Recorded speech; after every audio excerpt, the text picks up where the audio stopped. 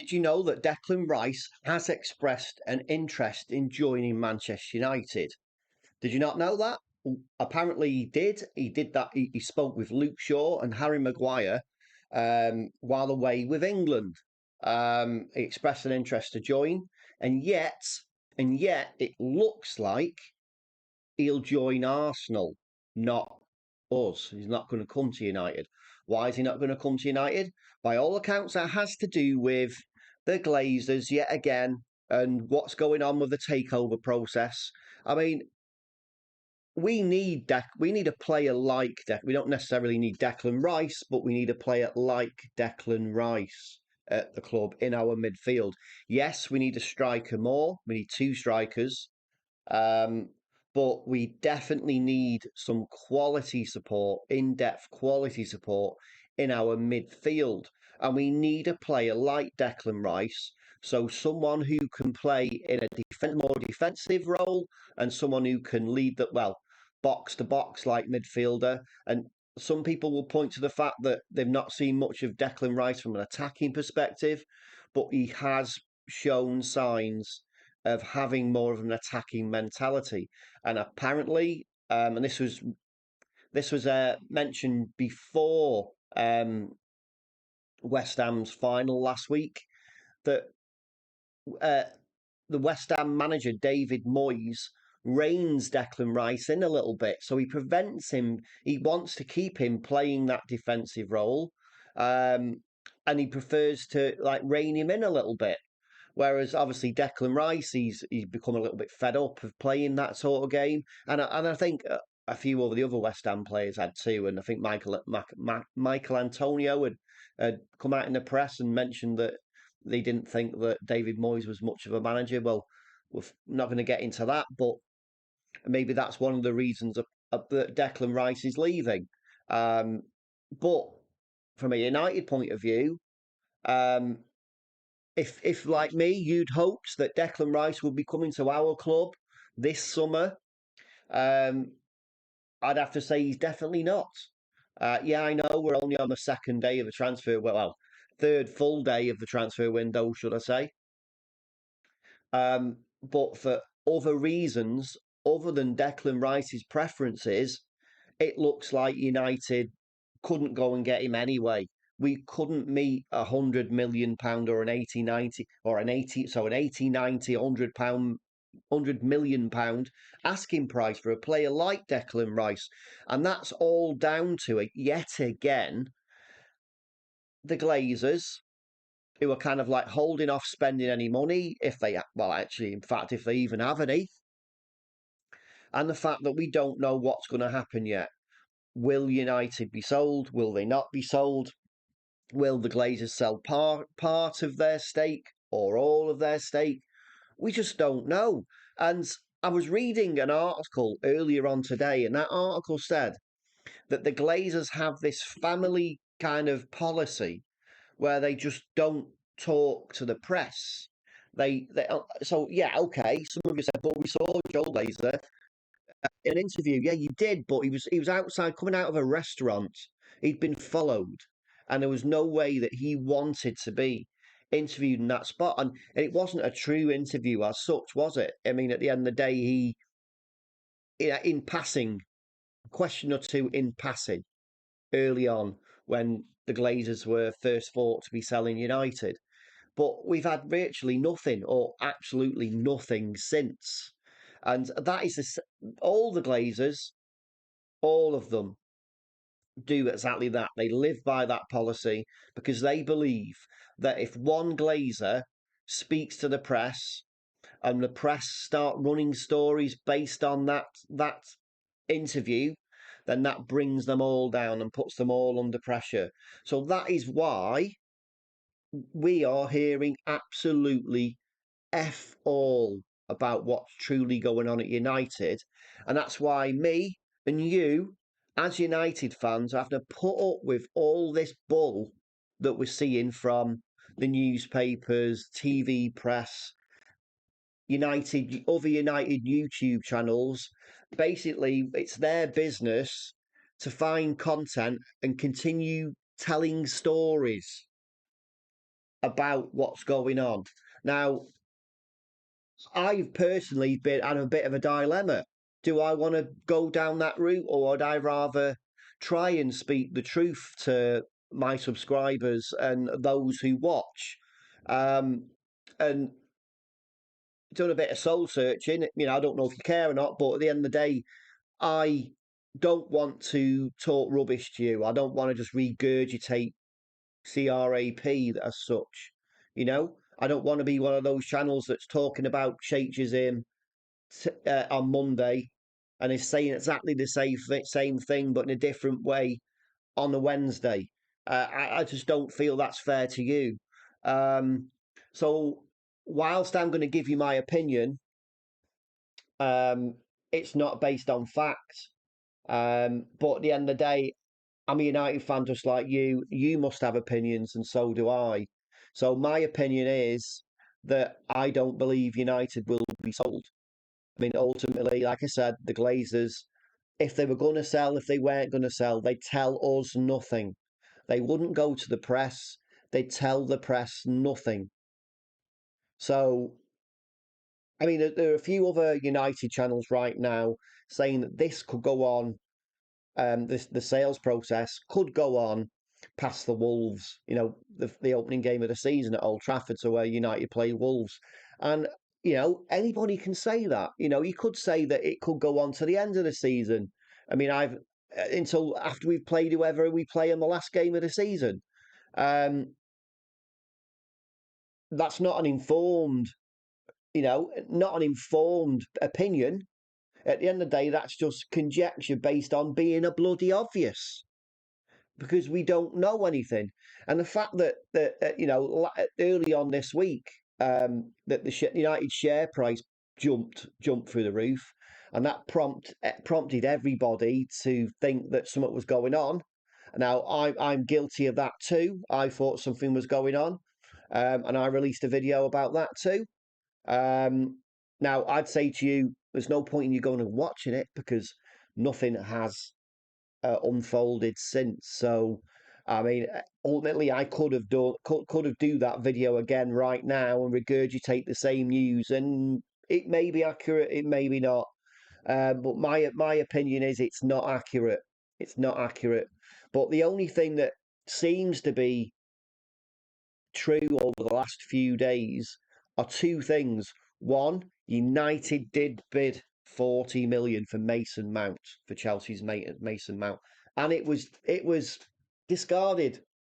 They don't want to accept that, and it looks like that's going to be protracted saga.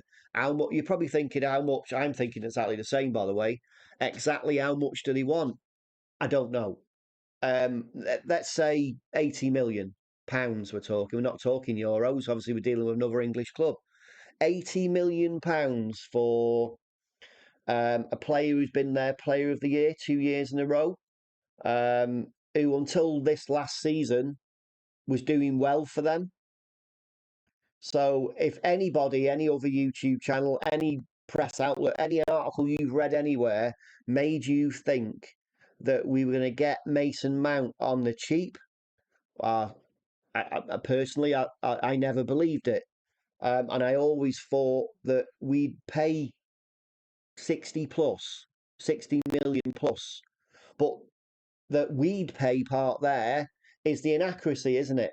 Because we don't know how much money Erik Ten Hag has. And the only thing we've got to go on about how much money he may have is how little or if non existent the money was in January. Because it was well known that United had overspent in the previous summer transfer window. So they felt they had to back Ten Hag no matter what in his opening transfer window. I've got to admit, I was glad they did it. Yeah, they overpaid for the likes of Anthony. At the time, I thought they were overpaying for Casemiro, but I think ultimately probably about right what they paid. But they did overspend, and that impact, and it was said at the time, the fact that they'd spent £200 million meant that they would have no money for the January transfer window, and they didn't. So that resulted in Wout Weghorst and Sabitzer, Marcel Sabitzer. So Sabitzer wasn't so bad. Weghorst was an absolute disaster. Rather than being a 1 in 2 game goal scorer, he was a 2 in 30. So absolute disaster. He was just a drain on whatever finances that he cost Manchester United. So another terrible, absolutely terrible decision by Murtar and Arnold and whoever was involved in that decision. So going forward now, I feel really pessimistic. And I said in my last video that don't be pessimistic, don't be pessimistic. But as this week's drawn on, because now we're in the transfer window's open. It looks like Casido uh, is going to Chelsea, which is an absolute disgrace. Um, and obviously, I've mentioned Declan Rice looks like he's going to Arsenal. Alexis McAllister's going to Liverpool. And I mean, unless you consider Rabiot on a free a good deal, then you know we could be heading for a disaster. I mean, news came out yesterday, and I think it was coming in the late night before that potentially that Saudi Arabians have been talking to David De Gea. So I've never been a David De Gea out guy, but I'm also not a David De Gea in forever guy.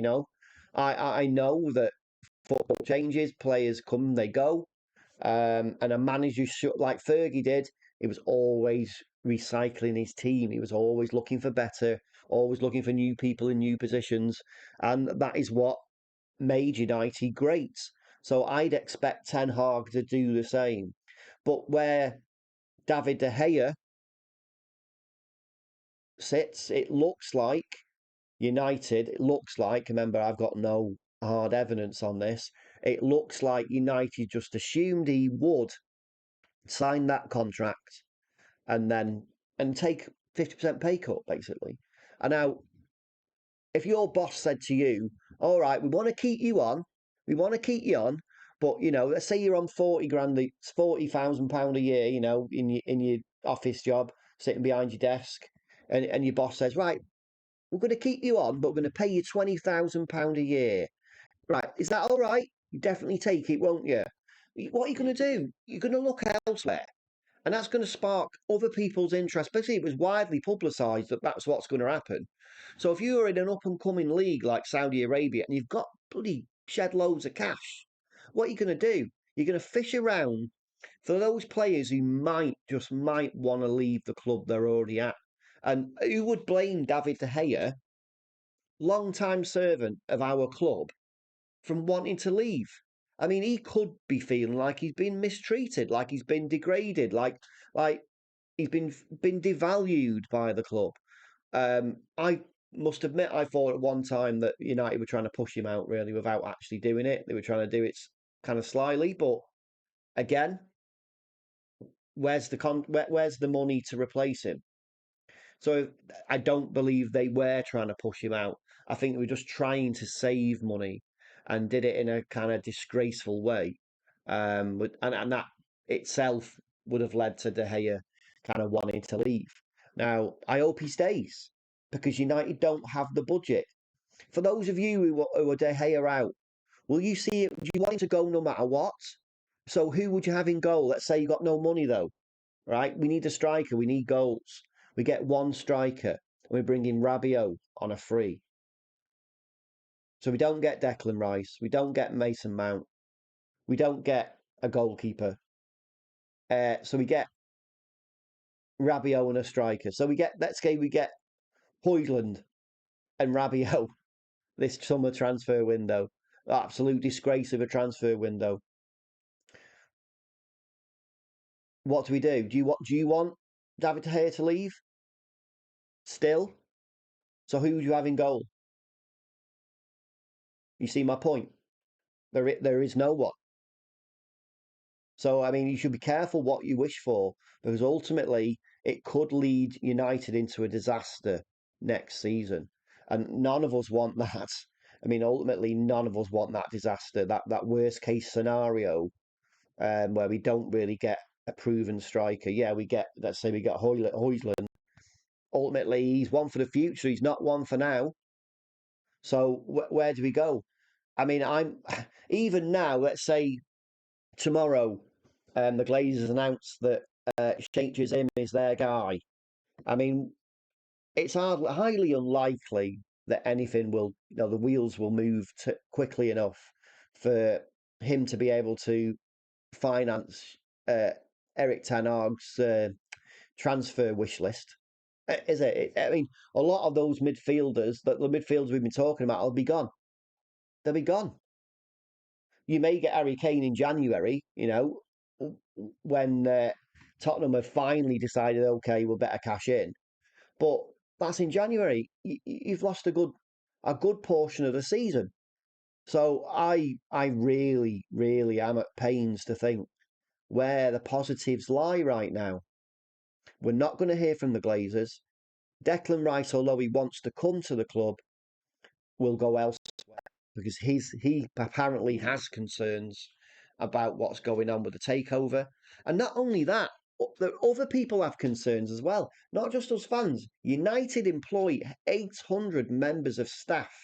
And apparently, no matter where they are, so let's say of those 800 members of staff, nobody knows what's going on with the sale of the club. No one's heard anything. And according to news today, that is leaving staff wondering if their jobs are secure. Even the office staff, the cleaning staff, the grounds people, you name it, everybody is concerned about what's going on at United and whether they'll be in a job next season.